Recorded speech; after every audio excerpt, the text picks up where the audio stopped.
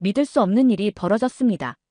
일본 최고 대학에서 30년간 일본의 경제를 가르치던 교수가 갑자기 사직서를 내고 한국행을 선택했습니다. 더욱 충격적인 것은 그가 남긴 고백록입니다. 한국이 일본을 추월했다는 그의 절절한 고백은 일본 사회에 폭풍을 몰고 왔습니다. 특히 이제는 우리가 한국을 두려워해야 한다는 그의 마지막 강연은 일본 전역에 충격파를 던졌습니다. 일본 최고 지성의 이 충격적인 고백, 과연 무엇이 그를 이토록 절망하게 만들었을까요? 대체 무슨 사연인지 오늘 사연 바로 시작하겠습니다. 저는 도쿄대학교 경제학부의 다나카 히로시 교수입니다. 30년 넘게 일본 경제를 연구하고 가르쳐왔죠. 80년대 버블 경제 시절, 일본이 미국을 추월할 거라는 자부심으로 가득했던 그 시절을 생생히 기억합니다. 지금도 연구실 벽에는 당시 뉴욕 록펠러 센터를 일본 미쓰비시가 인수했다는 신문 기사가 걸려 있어요. 그때만 해도 우리는 세계를 지배할 수 있다고 믿었죠. 오늘도 평소처럼 아시아 경제론 강의를 시작했습니다. 학기 초라 학생들과 레포를 형성하고자 가벼운 질문을 던졌어요. 여러분, 지금 배우고 싶은 외국어가 있다면 무엇인가요? 영어나 중국어가 대부분일 거라 예상했습니다. 하지만 제 예상은 완전히 빗나갔어요. 180명의 수강생 중 무려 95명이 한국어라고 대답한 거예요. 순간 제 귀를 의심했습니다. 마치 누군가가 제 머리를 망치로 강타한 것 같았죠. 왜 하필 한국어인가요? 당황한 목소리로 물었죠. BTS의 노래를 자막 없이 이해하고 싶어요. 넷플릭스의 한국 드라마가 너무 재미있어요. 삼성전자에 취업하고 싶은데 한국어가 필수라고 해요. 학생들의 대답이 교실을 가득 메웠습니다. 그들의 눈빛은 진심이었고 한국에 대한 열정이 넘쳐났어요. 저는 그저 할 말을 잃은 채 서 있었죠. 손에 들고 있던 분필이 바닥에 떨어졌지만 주울 생각조차 나지 않았어요. 교수님, 아시나요? 이제 도쿄 시부야에 있는 외국어 학원에서 한국어 수업이 영어 다음으로 인기 있대요. 저도 거기서 6개월째 배우고 있는데 대기자가 너무 많아서 새로운 반은 3개월을 기다려야 한대요. 한 여학생의 말에 교실이 다시 한번 술렁였습니다. 저는 창밖을 바라보며 깊은 한숨을 내쉬었어요. 80년대 말, 제가 대학원생이었을 때는 전혀 상상도 할 수 없었던 광경이었죠. 예전에는 오히려 한국 학생들이 일본어를 배우기 위해 줄을 섰던 것 같은데 강의를 마치고 연구실로 돌아오는 길, 복도에서 한국어로 대화하는 학생들의 목소리가 들렸습니다. 오빠. 대박, 진짜요? 와 같은 한국어 단어들이 제 귀에 꽂혔죠. 연구실 책상에 앉아 창밖을 바라보며 생각에 잠겼습니다. 우리 일본은 언제부터 이렇게 됐을까요? 젊은이들의 마음속에서 일본이 이렇게 멀어져 있었다니. 책상 서랍을 열어보니 20년 전 제가 쓴 논문이 눈에 띄었어요. 일본 경제 패권의 영속성에 관한 연구. 다음 날 아침, 평소보다 일찍 대학에 도착했습니다. 어제의 충격을 잊기 위해 산책이라도 해야겠다고 생각했죠. 하지만 캠퍼스를 걷는 동안 마주한 광경들은 제 마음을 더욱 무겁게 만들었어요. 중앙도서관 앞 잔디밭에서는 20여 명의 학생들이 둥글게 모여 앉아 있었습니다. 처음엔 아침 세미나인가 했는데 가까이 다가가 보니 한국어 스터디 모임이었어요. 안녕하세요를 수십 번씩 반복하며 발음을 교정하고 있더군요. 공학부 건물 앞에서는 더 놀라운 광경을 목격했습니다. 삼성전자 취업 준비 모임 현수막이 걸려 있었어요. 일본의 최고 명문대 학생들이 한국 기업 취업을 위해 모였다니 저희 시절에는 상상도 할 수 없는 일이었죠. 다나카 교수님, 잠시 시간 되시나요? 경제학부 3학년 사토 유키코가 달려왔습니다. 저의 가장 우수한 제자 중 한 명이에요. 교수님, 제가 이번에 한국고려대학교 교환학생으로 선발됐어요. 추천서 써주셔서 감사합니다. 순간 머리가 지끈거렸습니다. 작년에 그녀가 추천서를 부탁했을 때는 미국이나 영국으로 가려는 줄 알았어요. 유키코 군, 당신은 우리 학과 최고의 인재인데 하필 왜 한국인가요? 교수님, 한국의 경제 성장 모델이 너무 흥미로워요. 특히 위기를 기회로 바꾸는 능력이 대단하잖아요. IMF 위기 때도, 2008년 금융위기 때도, 코로나 시기에도. 그녀의 말이 가슴을 찔렀습니다. 점심시간, 교직원 식당에서도 충격적인 이야기를 들었어요. 이공학부의 젊은 교수가 한숨을 쉬며 말하더군요. 요즘 우리 연구실 학생들이 삼성전자 연구소 인턴십만 노려요. 도쿄대 박사과정 학생들이 전부 한국으로 가려고 해서 큰일입니다. 오후 수업을 마치고 연구실로 돌아오는 길에 학생회관을 지났는데 그곳에서도 놀라운 광경이 펼쳐졌어요. K-팝 댄스 동아리 신입 모집이라는 포스터 앞에 긴 줄이 서 있었거든요.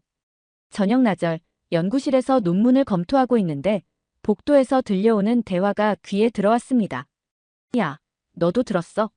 우리 과 작년 졸업생 마사키가 현대자동차 입사했대. 정말? 와, 대단하다. 도요타도 붙었는데 현대자동차로 갔다고? 응, 연봉도 도요타보다 더 준대. 한숨이 절로 나왔습니다. 집으로 돌아와 TV를 켰는데 우연히 뉴스에서 한국의 대학 입시 경쟁률 소식을 전하고 있었습니다. 올해 서울대 한국어학과에 지원한 일본 학생 수가 작년보다 300% 증가. 리모컨을 던져버렸습니다. 창밖을 바라보니 도쿄의 밤거리가 한국의 네온 사인으로 가득 차 있더군요.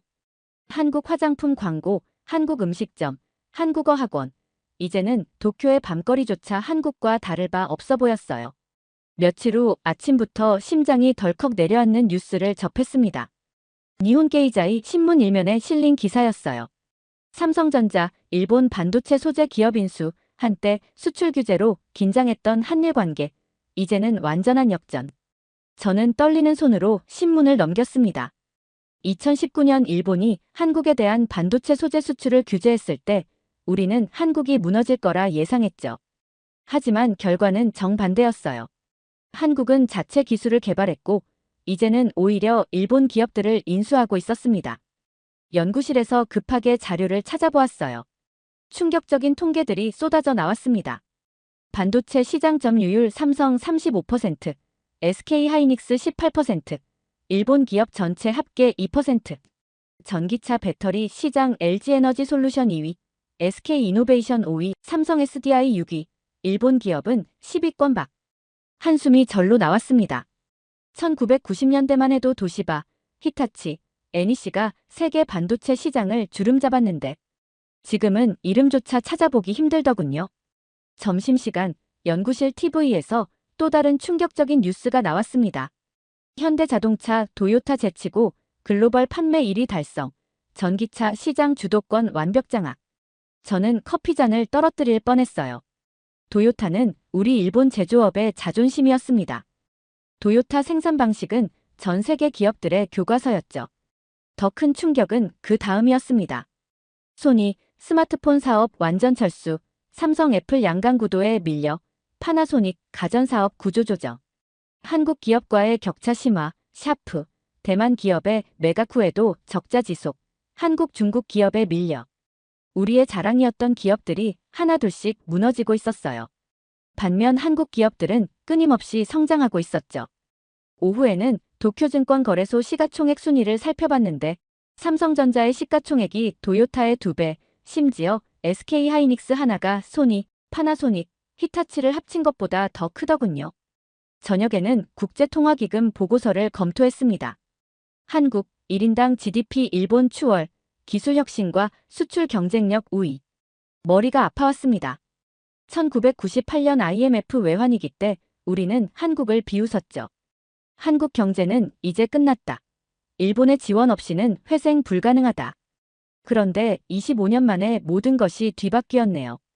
밤늦게까지 경제 데이터를 분석했습니다. 특허 출원 건수, R&D 투자액, 신산업 점유율, 모든 지표에서 한국이 앞서고 있었어요. 특히 미래 산업이라 불리는 분야들에서는 그 격차가 더욱 벌어지고 있었죠. 자정이 다 되어 집으로 돌아가는 길, 문득 1985년 플라자 합의 이후 엔고로 고민하던 시절이 떠올랐어요. 그때 우리는 일본 제조업은 끄떡없다고 자신했었죠. 그리고 그 자만심이 저희를 이렇게 만들었나 봅니다. 오늘은 3학년 학생들의 취업 상담 날이었습니다. 예년 같았으면 도요타, 소니, 미쓰비시 같은 일본의 대기업들이 화제의 중심이었겠죠. 교수님, 삼성전자 서류 전형에 합격했어요. 상담실에 들어온 첫 학생 나카무라 켄이 자랑스럽게 말했습니다.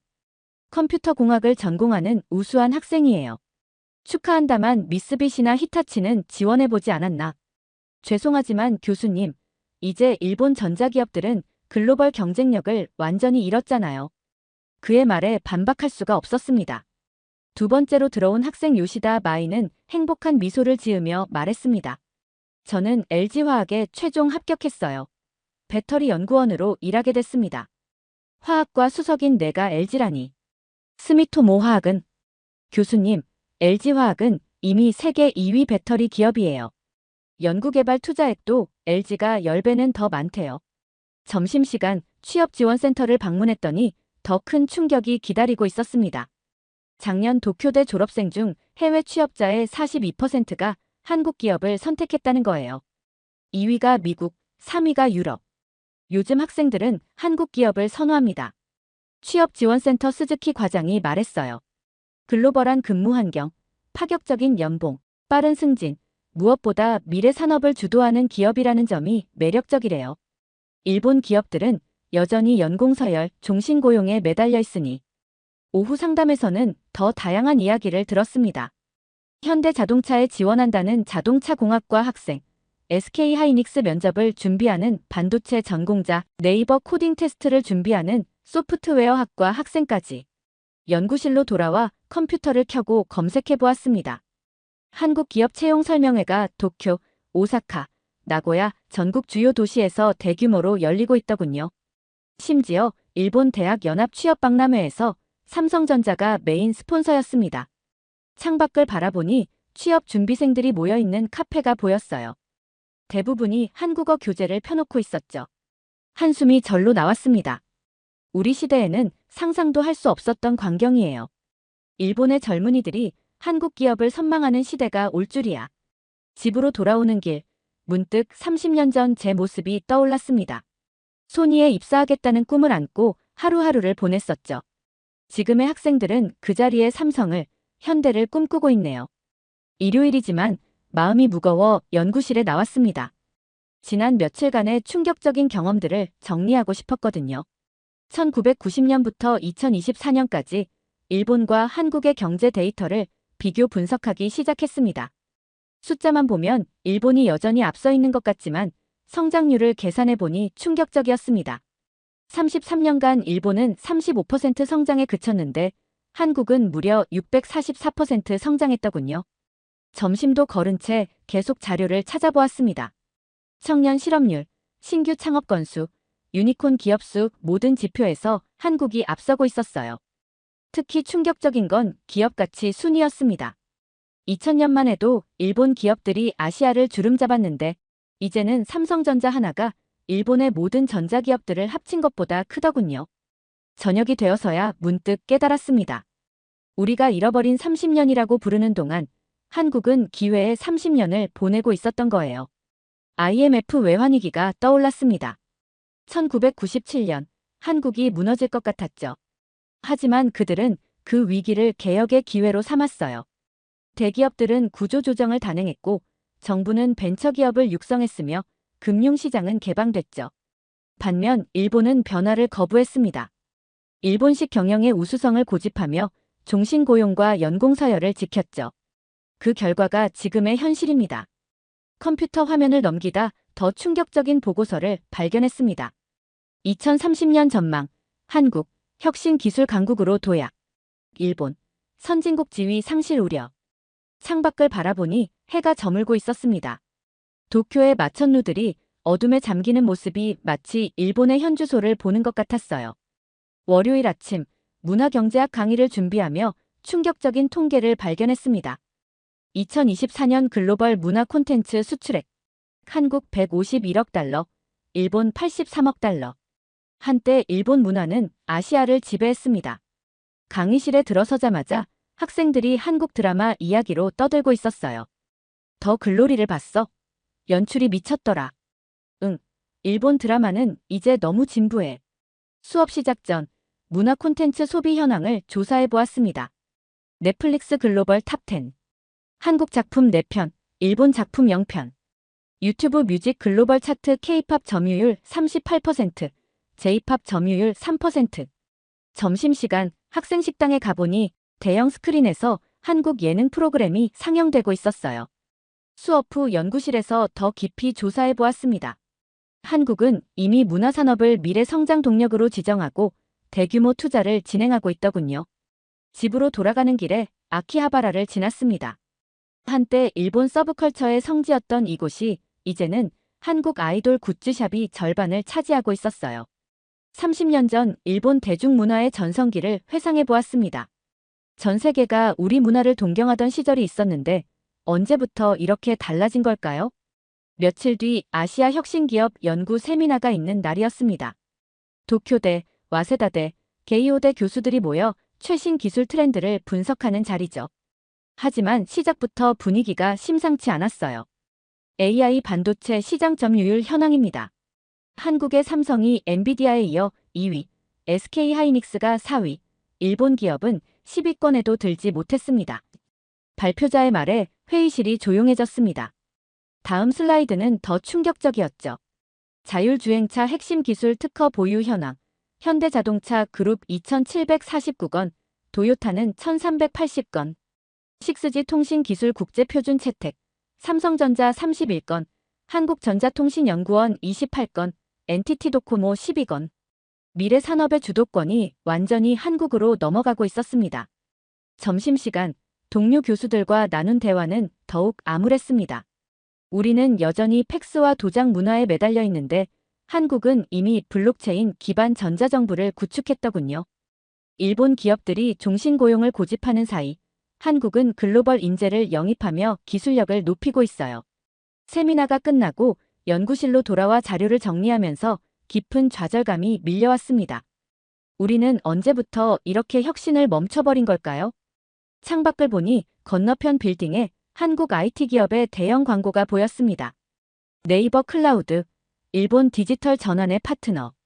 이제는 우리가 한국 기업의 도움을 받아야 하는 처지가 되었네요. 제 인생에서 가장 중요한 강연을 하기로 했습니다. 경제산업성에서 일본의 미래 전략에 대해 발표하기로 했거든요. 평생 처음으로 저는 불편한 진실을 직시하기로 했습니다. 신사숙녀 여러분, 우리는 이제 현실을 인정해야 합니다. 한국은 더 이상 우리가 이끌어야 할 후발주자가 아닙니다. 오히려 우리가 배워야 할 선진국이 되었습니다. 청중석에서 술렁임이 일었습니다. 하지만 저는 계속했어요. 지난 30년간 우리가 자만에 빠져 있는 동안 한국은 세 차례의 위기를 기회로 바꿨습니다.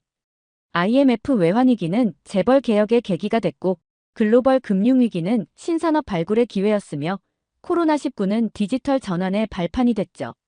프레젠테이션 화면에 충격적인 데이터들을 보여줬습니다.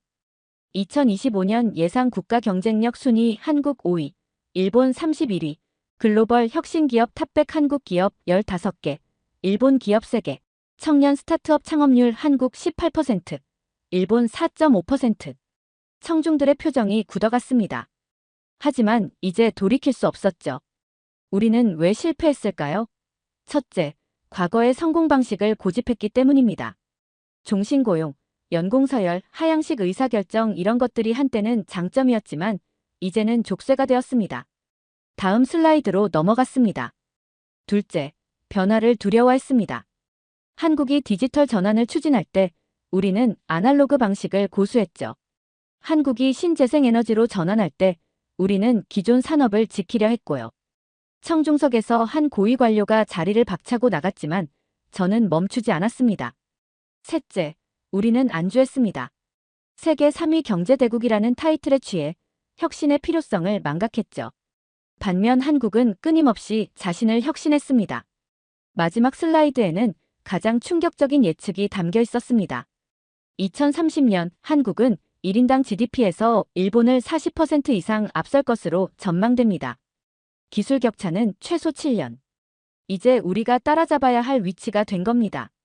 강연이 끝나고 많은 사람들이 항의했습니다. 너무 비관적이다. 일본의 저력을 무시한다는 비판이 쏟아졌죠. 하지만 저는 확신했습니다. 이제는 우리가 한국을 두려워해야 할 때라고요. 그들의 혁신성, 추진력, 결단력 이 모든 것이 우리의 학습 대상이 되어야 합니다. 강연 다음 날 저는 사직서를 제출했습니다. 30년간 몸담았던 도쿄대학교를 떠나 한국으로 가기로 결심했기 때문이죠. 서울에 있는 한 대학교에서 객원 교수 제안이 왔거든요. 다나카 교수님, 정말 떠나시는 겁니까? 학과장이 믿을 수 없다는 표정으로 물었습니다. 네, 이제는 우리가 한국에게 배워야 할 때입니다. 직접 가서 보고 배우고 싶습니다. 교수 연구실을 정리하면서 과거 신문 스크랩들을 발견했습니다.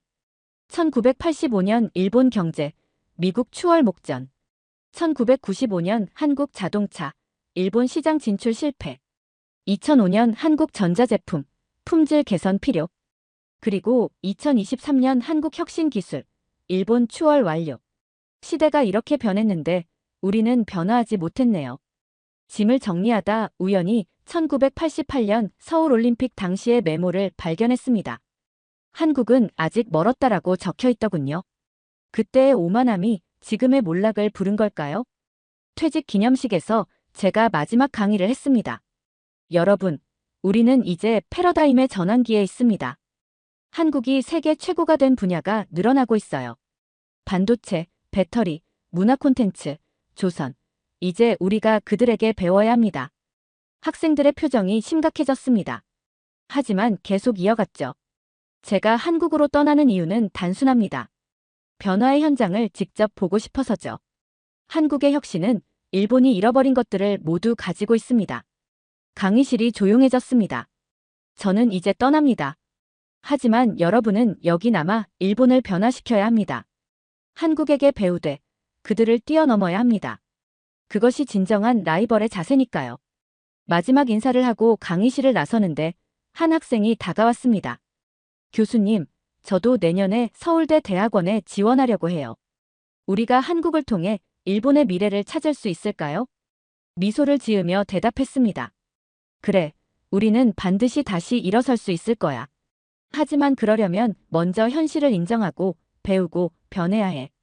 나리타 공항으로 향하는 리무진 버스 안에서 도쿄의 마지막 풍경을 바라봅니다.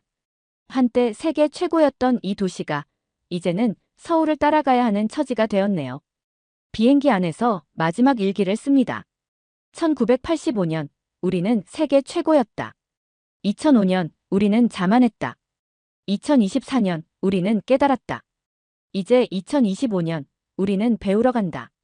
한국이라는 나라가 우리의 스승이 되어버렸다. 이것이 일본의 자존심이 무너진 순간의 기록이다. 인천공항에 도착했습니다. 활기찬 공항의 모습에 압도됩니다. 이제부터가 진짜 시작이겠죠. 한때 우리는 한국을 무시했습니다. 그들의 성공을 우연이라 폄하했고 그들의 혁신을 모방이라 비웃었으며 그들의 도전을 무모하다 비난했습니다. 하지만 이제는 달라졌습니다. 우리가 그들을 가르치던 시대는 끝났고 우리가 그들을 이끌던 시대도 저물었으며 우리가 그들을 무시하던 시대는 완전히 끝이 났습니다. 저는 오늘 일본의 자존심이었던 도쿄대학교 교수직을 버리고 한국행을 선택했습니다. 많은 이들이 저를 비난하겠죠. 매국노라 손가락질하겠죠. 진정한 애국은 현실을 직시하는 것입니다. 진정한 용기는 변화를 받아들이는 것입니다. 그리고 진정한 지혜는 배울 줄 아는 것입니다. 이제 저는 떠납니다. 30년간 지켜온 교수직을, 평생 누린 명예를, 그리고 일본인으로서의 자존심마저 내려놓습니다. 하지만 이것은 포기가 아닙니다. 도망이 아닙니다. 패배도 아닙니다. 이것은 새로운 시작입니다. 일본의 부활을 위한 첫걸음입니다. 우리가 다시 일어서기 위해 반드시 거쳐야 할 과정입니다. 두 번째 사연 시작합니다. 한국, 일본과 중국 사이에 낀 작은 나라일 뿐이에요. 세계 경제에서 중요한 역할을 한다는 말은 과장된 거죠. 유럽에서는 한국이 K-팝과 몇몇 전자제품으로만 알려져 있었고 경제적으로도 중국이나 일본에 가려진 존재라고 생각하는 사람들이 많아요. 라고 말하는 이탈리아 명문대 여대생이 있습니다. 하지만 그녀가 한국에 와서 보고 느낀 경험은 모든 고정관념을 완전히 뒤집었다고 말합니다. 대체 무슨 사연인지 오늘 사연 바로 시작하겠습니다. 안녕하세요. 저는 이탈리아의 작은 도시에서 자란 에밀라입니다. 경제학을 전공하고 있는 저는 어릴 적부터 중국이라는 나라에 대해 호기심을 가지고 있었어요. 학교에서 배운 세계 경제 수업에서는 중국의 빠른 성장과 기술 혁신에 대해 이야기하며 아시아의 중심지라고 소개하곤 했습니다. 그 거대한 경제 규모와 발전 속도에 많은 사람들이 감탄했어요. 그런 배경 때문인지 교환학생으로 중국에 갈 기회를 얻게 되었을 때 저는 굉장히 설렜습니다. 중국에서 공부하면 미래의 글로벌 경제 흐름을 이해할 수 있겠지? 라는 기대를 품고 베이징으로 떠났어요. 특히 베이징은 중국의 수도이자 정치, 경제의 중심지라 제가 꿈꾸던 세계를 직접 체험할 수 있는 곳이라고 믿었죠. 베이징 공항에 도착하자 첫 인상은 확실히 강렬했어요. 웅장한 건축물들과 정교하게 짜인 교통 시스템이 눈길을 끌었어요. 공항에서 택시를 타고 도심으로 들어가는 동안 저는 창밖으로 펼쳐진 화려한 야경과 끝없이 이어지는 고층 빌딩을 보며 감탄했어요. 이 정도면 정말 세계 경제의 중심지로 불릴 만하구나라는 생각이 들었어요. 하지만 제 기대는 곧 깨지고 말았습니다. 며칠 후 기숙사 주변을 걸어다니며 베이징의 다른 모습을 보기 시작했어요. 고급 상점과 화려한 빌딩 뒤에는 낡고 허름한 주택가들이 숨어 있었고 거리 곳곳에서는 쓰레기가 쌓여 있었습니다. 화려한 외관과 현실 사이에 묘한 괴리가 느껴졌습니다. 수업 시간도 이상한 점이 많았어요. 교수님들은 중국 경제를 칭찬하며 우리는 모든 문제를 해결할 준비가 되어 있다고 말했지만 구체적인 근거나 사례는 거의 언급하지 않았습니다. 질문을 하려고 해도 중국 학생들은 조용히 눈치를 받고 발표할 때도 신중하게 단어를 골랐어요. 저는 왠지 모르게 답답함을 느꼈어요. 어느 날 용기를 내어 중국의 청년 실업 문제에 대해 어떻게 생각하세요? 라고 질문했을 때 교수님은 미소를 지으며 간단히 답했어요. 우리 체제는 문제를 극복할 수 있는 힘을 가지고 있어요. 걱정하지 마세요. 저는 그 대답이 너무 모호하고 피상적이라는 생각을 떨칠 수 없었어요. 가장 큰 충격은 도서관에서 중국인 친구 린과의 대화였습니다. 린은 제가 중국 경제는 계속 성장 중인가요? 라고 물었을 때 망설이며 말했어요. 솔직히 말하면 중국 경제는 지금 내부적으로 문제가 많아요. 우리는 겉으로는 잘 나가는 척하지만 실제로는 심각한 위기에 직면해 있어요. 그녀는 부동산 거품과 금융 문제, 그리고 정부의 과도한 통제에 대해 말하며 이건 누구도 쉽게 고칠 수 없는 문제야라고 덧붙였어요. 저는 그 말을 듣고 머릿속이 하얘졌습니다. 아시아의 경제대국이라고 믿고 온 중국이 이런 곳이었다고? 라는 충격과 혼란이 한꺼번에 몰려왔습니다. 그 후에도 저는 베이징 곳곳에서 비슷한 문제를 발견했어요. 중심가의 화려한 쇼핑몰들은 대부분 텅 비어 있었고 사람들이 몰려있는 시장은 비효율적으로 운영되고 있었어요. 빛나는 고층 빌딩 뒤편에는 낡은 건물이 즐비했죠. 저는 점점 더 의문이 커졌어요. 중국은 정말로 세계 경제의 중심지가 될 준비가 되어 있을까?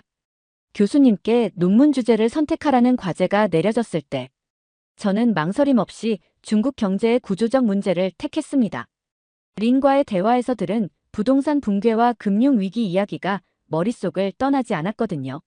처음에는 믿기 힘들었지만 이곳에서 지내는 시간이 길어질수록 그녀가 말한 문제들이 점점 더 현실적으로 다가왔습니다. 자료를 찾기 위해 도서관에 갔습니다. 하지만 도서관 서가에는 중국 경제의 성공을 찬양하는 책과 논문만 가득했어요.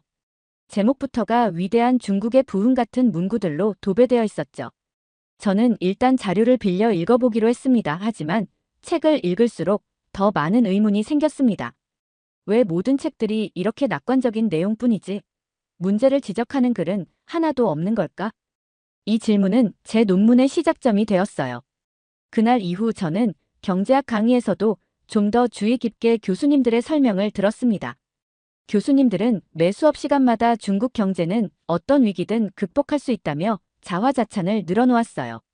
심지어 부동산 시장에 대한 질문을 받았을 때도 정부가 안정적으로 관리하고 있으니 걱정할 필요 없다며 짧게 넘어갔습니다. 그러나 린이 했던 말, 그리고 제가 직접 찾아가면서 목격한 공사 중단 현장들은 이와는 전혀 다른 이야기를 하고 있었어요. 논문 자료를 위해 외부 기사와 데이터를 살펴보며 저는 점점 더 혼란스러워졌습니다. 자료는 대부분 정부에서 제공한 것이었고 지나치게 긍정적이거나 실제 상황과 다르다는 느낌이 강했습니다. 중국의 부동산 문제는 이미 여러 해외 언론에서도 다루고 있었지만 중국 내에서는 제대로 언급조차 되지 않았어요. 해외에서는 공사 중단된 건물, 하늘을 찌르듯이 높았던 집값이 폭락하고 있다는 내용이 넘쳐났습니다. 하지만 중국 내 자료는 새로운 도시 개발이 활발히 이루어지고 있다며 성공적인 사례만 부각하고 있었죠. 중국 경제가 진짜로 위대하다면 왜 이렇게 모든 문제를 숨기려 할까? 저는 스스로에게 물었습니다. 만약 정말로 정부가 이 문제를 해결할 능력이 있다면 굳이 감출 이유가 없을 텐데요. 부동산 문제뿐만 아니라 금융 시스템의 취약성, 기업 부채 문제까지 해외 자료에서만 다루고 있다는 점이 저를 더 의아하게 만들었습니다. 이러한 의문을 더 깊이 파고들기 위해 저는 베이징 외곽의 한 대규모 아파트 단지를 방문했습니다. 이곳은 한때 중국의 미래라 불리며 크게 홍보되었던 곳이었지만 실제 모습은 황량했어요. 창문 대부분이 텅 비어 있었고 건물 주변에는 잡초가 자라고 있었습니다. 근처에서 만난 한 주민은 저에게 이렇게 말했습니다. 여기 아파트를 사려고 전 재산을 투자했어요. 그런데 공사가 중단되고 나서는 아무 연락도 못 받고 있어요. 그의 목소리에는 분노와 좌절이 섞여 있었어요. 그 순간 저는 중국 경제의 실체가 무엇인지 조금씩 깨닫기 시작했습니다. 문제는 여기서 끝나지 않았어요. 중국의 금융 시스템도 이러한 부동산 문제와 밀접하게 연결되어 있다는 것을 알게 되었습니다. 대규모 개발 사업에 과도하게 투자한 은행들은 현재 대출금을 회수하지 못해 위기에 직면해 있었어요. 하지만 이러한 사실은 공식적으로는 전혀 다뤄지지 않았습니다. 언론은 여전히 중국의 경제적 성공과 세계 1위로 도약할 준비에 대한 이야기만 반복하고 있었죠. 저는 점점 더 큰 혼란에 빠졌습니다. 이 모든 문제가 중국 내부에서 해결되고 있다는 증거는 어디에도 없는데 왜 사람들은 아무렇지도 않게 넘어가는 걸까? 중국의 경제 체제는 겉으로는 강력해 보였지만 속은 허약하고 취약한 부분들이 드러나고 있었어요. 결국 저는 이렇게 결론지었어요. 중국 경제는 위대함을 증명하려는 선전으로 가득 차 있지만 정작 그 기반은 점점 무너지고 있다. 이 논문을 준비하면서 제가 느낀 것은 경제 문제뿐만 아니라 체제 자체의 경직성과 비효율성 때문이라는 점이었어요. 중국이 겉으로는 아무리 강력한 척해도 그 내부의 약점은 숨길 수 없는 상황이었습니다. 다시 한번 린의 말이 떠올랐습니다. 우리는 보여주고 싶은 것만 보여주는 나라야. 저는 그녀의 말이 틀리지 않았다는 것을 확신할 수 있었어요. 교환학생 프로그램을 마치고 이탈리아로 돌아왔을 때 저는 마음이 복잡했습니다. 중국에서 보낸 시간은 제게 많은 것을 깨닫게 해줬지만 동시에 더 큰 질문들을 남겼거든요. 왜 중국은 겉모습은 화려하지만 내부는 그렇게나 취약한 걸까? 그리고 다른 나라는 이런 위기를 어떻게 극복했을까? 귀국 후에도 저는 중국 경제의 구조적 문제를 중심으로 연구를 이어갔습니다. 그러나 문제만 파헤치는 건 한계가 있었어요. 이와 대조되는 성공 사례가 필요하다는 생각이 점점 더 강해졌습니다. 그러던 어느 날 지도 교수님이 흥미로운 주제를 제안하셨어요. 교수님은 제게 한국의 1997년 외환위기와 그 극복 과정을 살펴보라고 추천하셨습니다. 에밀라, 너는 중국의 구조적 문제를 이미 많이 파헤쳤잖아. 이제는 완전히 다른 사례를 보고 싶지 않니? 한국은 위기를 기회로 바꾼 나라야. 그들의 이야기를 연구하면 내가 찾고 있는 답을 얻을 수 있을 거야. 한국이라니. 저는 약간 의아했습니다. 사실 중국에 있을 때들은 한국에 대한 이야기는 대부분 부정적이었거든요. 중국의 그림자에서 벗어나지 못한 작은 나라라는 평가가 대부분이었습니다. 그런데 그런 나라가 어떻게 위기를 극복했을까? 흥미가 생기기 시작했어요. 교수님이 추천해주신 논문을 읽으며 저는 점점 놀라움을 감추지 못했습니다. 1997년 한국은 외환위기로 인해 국가 부도의 위기에 직면했어요. 외환 보유고는 바닥났고 대기업들은 연쇄적으로 파산 위기에 처했으며 실업률이 급증했죠. 그런 상황에서 한국 정부와 국민들은 경제를 살리기 위해 대대적인 구조조정을 단행했습니다. 대기업은 물론 중소기업까지 재편됐고 경쟁력이 떨어지는 기업들은 과감히 시장에서 퇴출됐습니다. 더 놀라운 건 국민들의 반응이었어요. 사람들은 스스로 금이나 귀중품을 팔아 외환위기 극복을 위한 기금을 모으기 시작했어요. 당시의 사진을 보니 은행 앞에 줄을 선 사람들의 모습이 너무도 인상적이었습니다. 경제를 살리기 위해 국민들이 이렇게까지 단결할 수 있다니. 저는 이런 장면을 중국에서 결코 상상할 수 없었어요. 중국에서의 경험은 정부가 문제를 감추기 바쁘고 시민들은 무력하게 지켜보는 것에 익숙했거든요. 그런데 한국은 완전히 달랐습니다. 정부와 기업, 그리고 국민이 모두 함께 나서 위기를 극복하려 했다는 점이 너무도 신선했어요. 보고서를 읽던 중 IMF 조건부 구제금융이라는 개념이 눈에 들어왔습니다. 한국은 IMF의 지원을 받기 위해 고통스러운 경제개혁을 받아들여야 했어요. 이는 대규모 실업과 기업 도산을 동반하는 어려운 결정이었지만 그 과정을 통해 한국은 글로벌 경제에 적응할 수 있는 강력한 체질로 변모했습니다. 이 과정에서 대기업들이 새로운 성장 동력을 모색하고 기술 혁신을 통해 국제시장에서 경쟁력을 확보하게 됐다는 점이 특히 인상적이었어요. 교수님은 제가 읽은 내용을 정리한 뒤 물으셨어요. 중국과 한국의 차이가 무엇이라고 생각하니? 저는 잠시 고민하다 이렇게 답했어요. 한국은 문제를 직시했고 해결을 위해 고통을 감수했어요. 하지만 중국은 문제를 감추고 선전으로 가리려 했어요. 이 차이가 결과를 만든 것 같아요. 교수님은 고개를 끄덕이며 덧붙이셨습니다. 한국의 사례를 더 깊이 연구해봐. 그들이 위기를 어떻게 기회로 바꿨는지 살펴보면 내가 찾고 있는 많은 답을 얻을 수 있을 거야. 그날 저는 한국 경제를 본격적으로 연구하기로 결심했습니다. 특히 한국의 대기업들이 어떻게 글로벌 시장에서 성공을 거두게 되었는지, 그리고 그들이 위기를 어떻게 극복했는지 자세히 알고 싶었어요. 자료를 찾아보니 삼성, 현대, LG 같은 기업들이 외환위기 이후 전 세계에서 어떻게 입지를 다져왔는지가 상세히 나와 있었어요. 이들은 국내 시장에 안주하지 않고 국제 무대에서 기술력과 경쟁력을 키우기 위해 끊임없이 노력했다고 하더군요. 한국행 비행기를 타기 전날 밤, 저는 약간의 설렘과 동시에 긴장감을 느꼈어요. 책과 논문을 통해 알게 된 한국은 매우 흥미로운 나라이지만 직접 경험하는 것은 또 다른 차원이니까요. 한국은 정말로 내가 읽었던 것처럼 혁신과 역동성으로 가득 찬 곳일까? 라는 질문이 머릿속을 떠나지 않았습니다. 비행기가 인천공항에 도착한 순간부터 제 예상은 완전히 빗나갔어요. 공항 내부는 흠잡을 데 없을 만큼 깨끗했고 직원들의 빠르고 정확한 업무 처리가 눈에 띄었습니다.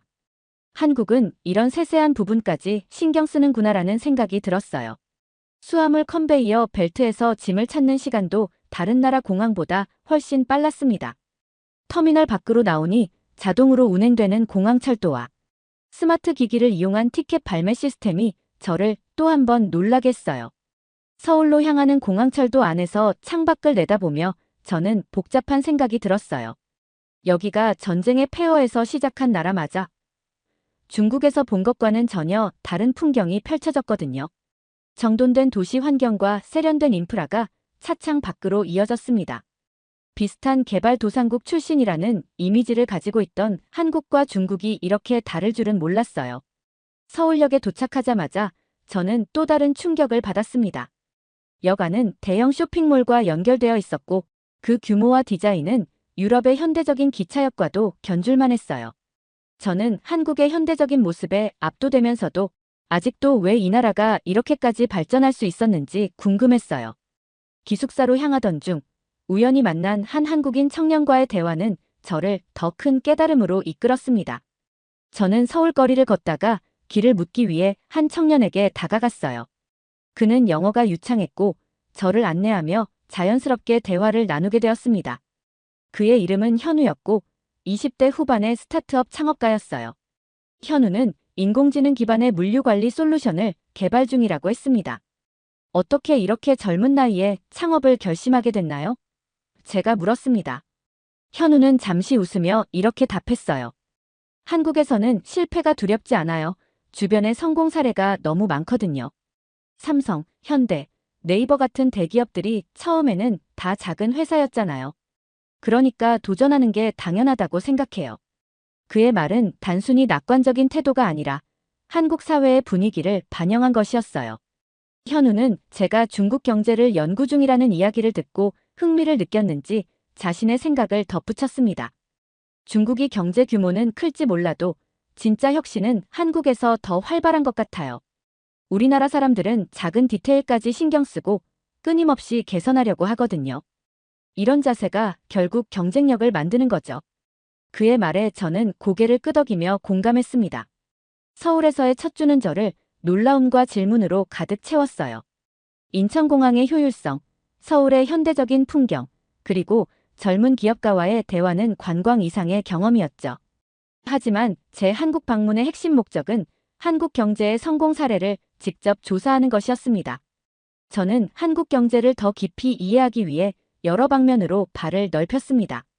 그러던 중 운 좋게도 한국에서 열리는 한국제경제포럼에 참가할 기회를 얻었어요.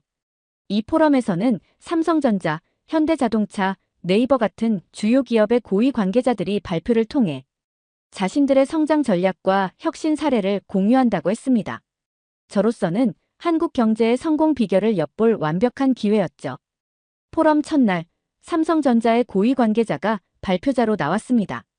그는 삼성전자가 외환위기 당시 겪었던 고난과 그 위기를 극복하기 위해 취했던 전략들을 소개했어요. 1997년 외환위기로 인해 기업 운영이 어려워졌습니다. 당시 삼성전자는 대규모 구조조정을 단행하며 효율성을 높이고 반도체와 같은 미래 산업에 집중했습니다. 위험을 감수한 결정이었지만 그것이 오늘날 글로벌 시장에서 삼성전자가 선도적인 위치를 차지하게 만든 기반이 되었습니다. 그의 발표를 듣는 동안 저는 한국이 위기를 견뎌낸 것이 아니라 그것을 새로운 기회로 바꾸었다는 점에 감탄하지 않을 수 없었어요.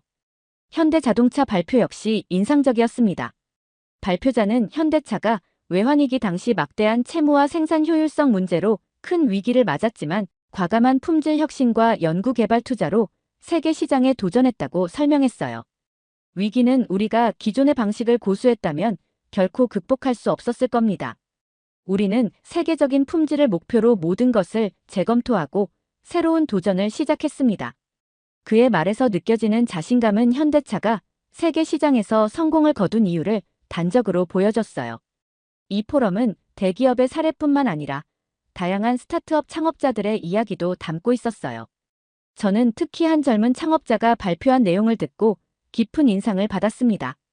한국은 외환위기 이후 대기업 중심의 경제 구조를 넘어 새로운 혁신을 찾으려는 노력이 계속되고 있어요. 스타트업에 대한 정부의 지원과 사회적 분위기가 우리 세대에게 큰 동기를 줍니다. 그의 이야기는 한국 경제의 미래가 단순히 과거의 성공에 머물러 있지 않고 끊임없이 진화하고 있음을 보여줬습니다. 포럼을 통해 저는 한국 경제가 성공할 수 있었던 이유를 조금 더 명확히 이해할 수 있었습니다. 그들은 과감한 구조조정을 통해 비효율적인 부분을 정리하고 동시에 미래를 내다보며 기술과 혁신에 집중했습니다. 그 결과 오늘날 글로벌 시장에서 독보적인 위치를 차지하게 된 거죠. 한국과 중국은 비슷한 시기에 급격한 경제 성장을 이룬 국가들로 자주 비교되곤 했지만 이제 제가 본 두 나라는 완전히 다른 세계처럼 느껴졌어요. 한국의 노력과 혁신은 깊은 인상을 남겼지만 반대로 중국의 모습은 의문과 실망을 남겼거든요. 그리고 이 차이는 경제 정책이나 결과뿐 아니라 두 나라의 사고방식과 문화에서 비롯된다는 사실을 점점 더 실감하게 됐습니다. 그날 오후 연구를 도와주던 한 교수님의 소개로 중국 출신의 경제학 박사과정 학생을 만났습니다. 그의 이름은 웨이였고 그는 저보다 몇 년 선배였어요. 저는 한국 경제와 관련된 질문들을 던지며 자연스럽게 대화를 이어갔습니다.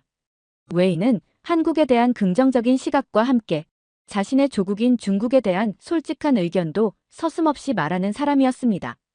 웨이에게 이렇게 물어봤어요. 한국과 중국 두 나라 모두 급속한 경제 성장을 이뤘지만 최근 들어 두 나라의 방향성이 크게 달라 보이는 것 같아요. 당신은 그 이유가 뭐라고 생각해요? 그는 잠시 고민하다가 말을 꺼냈습니다. 중국은 항상 과거의 위대함을 강조하죠. 예를 들면 중화민족의 부흥 같은 구호들처럼요. 하지만 그런 선전이 현실을 가리거나 문제를 해결해주지는 못해요. 그의 말은 제 머릿속에서 중국에서 봤던 대규모 홍보 간판과 미디어의 선전들이 스쳐 지나가게 했습니다. 웨이는 이어서 이렇게 말했습니다. 한국은 다르죠. 한국은 과거에 대한 자부심이 없다는 뜻이 아니라 문제를 숨기지 않고 직면하려고 노력합니다. 외환위기 때를 떠올려 보세요. 그들은 국가적인 위기를 극복하기 위해 모두가 협력했어요. 중국에서는 그렇게까지 모든 계층이 동참하는 모습을 보기 힘들 겁니다. 그의 말에 저는 고개를 끄덕였습니다. 그럼 중국은 왜 그렇게 하지 못했을까요? 제가 물었습니다. 웨이는 약간 씁쓸한 미소를 지으며 답했어요. 중국은 체면을 중시해요. 위기를 공개적으로 드러내는 것은 지도부에 대한 신뢰를 떨어뜨릴 수 있죠. 그래서 우리는 문제를 인정하기보다 문제를 덮고 선전으로 대체하려는 경향이 강해요. 그의 대답은 제가 중국에서 느꼈던 답답함을 정확히 설명해 주는 것 같았어요. 웨이는 중국 경제의 현재 상황에 대해 보다 구체적으로 이야기하기 시작했습니다. 중국의 부동산 거품이나 금융 위기가 심각하다는 것은 모두 알고 있지만 이를 대대적으로 개혁하거나 구조조정을 단행하지는 않아요. 정부는 문제를 해결하려는 노력보다 안정적인 이미지를 유지하는 데 더 집중하고 있죠. 그는 마치 개인적인 고백을 하는 듯 조용한 목소리로 덧붙였습니다. 그 결과 중국의 경제는 외형적으로는 여전히 성장하고 있지만 내부적으로는 점점 무너지고 있어요. 웨이는 마지막으로 이렇게 말했습니다. 안타깝지만 중국이 한국처럼 되기는 어려울 것 같아요. 한국은 위기를 새로운 출발점으로 삼았지만 중국은 위기를 외면하려고만 해요. 그의 말은 매우 냉철했지만 동시에 진실로 느껴졌습니다. 대화를 마치고 돌아오는 길에 저는 웨이의 말이 계속 머릿속에 맴돌았습니다. 서울에서 몇 주간의 연구와 인터뷰를 마친 후 저는 한국 경제의 이면에 깃든 이야기를 더 깊이 탐구하고 싶었습니다. 그러던 중 현지 교수님의 추천으로 경주를 방문하게 되었어요. 한국의 전통과 역사를 간직한 도시라고 해서 기대가 컸습니다. 한국은 과거의 유산을 보존하면서도 현대적 혁신을 이루었다고 들었기에 경주에서 그 조화를 직접 경험해보고 싶었습니다. 경주로 향하는 KTX 고속열차 안에서 저는 차창 밖 풍경을 바라보며 생각에 잠겼습니다. 현대적 인프라와 기술 혁신을 보며 감탄했던 서울과 달리 경주는 한국의 뿌리와 과거를 이해할 수 있는 기회가 될 것 같았어요. 경주에 도착하자마자 저는 도시 전체에 흐르는 분위기에 감탄했어요. 오래된 한옥과 고즈넉한 골목길, 그리고 그 주변을 둘러싼 첨단 시설들이 조화를 이루고 있었습니다. 전통이 현대와 함께 살아 숨쉬는 이곳에서 여기는 시간이 멈춘 동시에 앞으로 나아가는 곳이구나라는 생각을 하게 했습니다. 첫 방문지는 불국사였습니다. 1000년이 넘는 역사를 간직한 이 사찰은 한국의 전통 건축과 정교한 미학을 보여줬어요. 가이드의 설명을 들으며 저는 불국사가 아름다운 건축물일 뿐 아니라 한국 사람들이 자신의 뿌리를 얼마나 소중히 여기는지를 보여주는 상징이라는 것을 깨달았습니다. 불국사 경내를 걸으며 주변 사람들을 관찰했습니다. 외국인 관광객뿐만 아니라 어린아이와 손을 잡고 온 가족, 그리고 전통 복장을 입은 젊은이들까지 모두가 이곳의 가치를 이해하고 존중하는 모습이 인상 깊었어요. 다음 방문지는 첨성대였어요. 세계에서 가장 오래된 천문대 중 하나라는 설명을 들으며 저는 과학과 문화의 조화를 이룬 한국의 지혜에 감탄했습니다. 한국은 이미 오래전부터 미래를 내다보는 안목을 가진 나라였다는 걸 첨성대를 보며 느낄 수 있었어요. 현대의 첨단 기술과도 어딘가 연결된 듯한 이 고대 유산이 제게 묘한 울림을 주었습니다. 하지만 제게 가장 인상 깊었던 순간은 경주의 스마트 관광 시스템을 체험하면서였습니다. 가이드를 따라 스마트폰 앱으로 증강현실을 사용해 유적지의 과거 모습을 재현하는 기술을 접했을 때 저는 한동안 말문이 막혔습니다. 과거를 디지털 기술로 재현해 현재와 연결하다니 이건 한국의 혁신 정신을 보여주는 사례라는 생각이 들었습니다. 저는 이 기술이 재미를 넘어 전통과 현대를 잇는 역할을 한다는 것을 깨달았습니다. 앱을 통해 제가 보고 있는 석탑이 원래 어떤 모습이었는지, 그 시절 사람들의 삶이 어땠는지를 상상할 수 있었습니다. 기술이 편리함을 제공하는 것을 넘어 문화를 보존하고 사람들에게 더 깊은 이해를 주는 도구로 쓰인다는 점이 감동적이었어요. 그날 저녁, 경주 시내의 작은 찻집에서 따뜻한 차를 마시며 하루를 돌아봤습니다. 한국이 가진 진정한 힘은 무엇일까? 저는 스스로에게 물었습니다. 그 답은 경제 성장이나 기술 혁신에 있지 않았습니다. 한국은 사람과 문화, 그리고 혁신이 조화를 이루는 나라였어요. 경주에서의 경험은 한국이라는 나라가 가진 정체성과 그 속에 담긴 사람들의 노력과 철학을 느낄 수 있었습니다. 저는 한국이 왜 세계적인 주목을 받고 있는지, 그리고 왜 그들의 성장이 숫자 이상의 의미를 가지는지 조금 더 명확히 이해하게 됐습니다. 한국에서의 마지막 날이 밝았어요. 한 달 가까이 머무르며 서울의 활기찬 거리와 경주의 고요한 유적지, 그리고 경제포럼과 여러 인터뷰를 통해 한국을 깊이 이해하려고 노력했던 시간이 머릿속을 스쳤습니다. 처음 한국에 왔을 때 저는 경제 연구의 연장선에서 이곳을 찾았지만 지금은 제 자신이 완전히 달라졌다는 것을 느낄 수 있었어요. 마지막 일정으로 서울의 한 작은 도서관을 방문했습니다. 그곳은 전통과 현대가 어우러진 건축물로 책을 읽으며 창밖으로 보이는 풍경마저도 특별하게 느껴졌어요. 도서관에서는 한국의 경제 발전과 사회 구조를 다룬 여러 책과 논문이 있었지만 제가 가장 주목한 것은 한 구절이었습니다. 한국의 성공은 정부의 노력만이 아니라 국민과 기업이 함께 이룬 집단적 성과였다.